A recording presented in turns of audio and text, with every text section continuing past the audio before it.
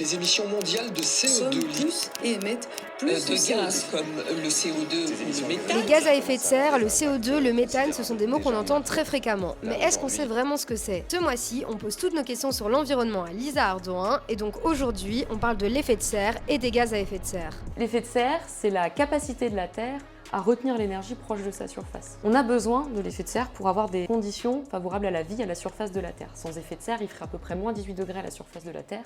Je suis pas sûre qu'on pourra être ici à discuter de ça. Et donc en fait, l'effet de serre, c'est juste le fait que la Terre reçoit de l'énergie du Soleil et elle va ensuite renvoyer une grande partie de cette énergie dans l'espace sous forme de rayonnement infrarouge. Une partie de ce rayonnement infrarouge est retenue proche de la surface de la Terre grâce aux gaz à effet de serre. C'est pour ça qu'ils sont aussi importants. En fait, quand on augmente la concentration de gaz à effet de serre dans l'atmosphère, on va garder plus d'énergie proche de la surface de la Terre et donc augmenter la température moyenne globale à la surface de notre planète. En Antarctique, on a récupéré une carotte de glace continue et donc de 800 000 ans et on observe les variations naturelles des gaz à effet de serre au cours de l'histoire de la Terre. La Terre, elle connaît des périodes plus chaudes et plus froides, on parle de périodes glaciaires et interglaciaires, et ce qu'on a observé, c'est qu'on avait un lien entre la température globale de la surface terrestre et cette concentration en gaz à effet de serre. Actuellement, on est dans une période interglaciaire, donc plus chaude, mais les concentrations de gaz à effet de serre de ces 200 dernières années, depuis la révolution industrielle,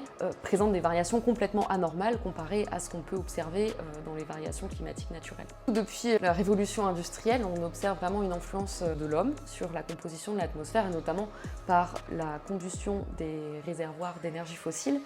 Et ça se traduit dans l'atmosphère par une augmentation de la concentration des gaz à effet de serre, donc notamment CO2 et méthane, qui sont ces augmentations sont anormales, malgré le fait qu'on soit dans une période interglaciaire. On espère que tu y vois plus clair et on se retrouve vendredi pour que Lisa nous explique les conséquences de la hausse des températures.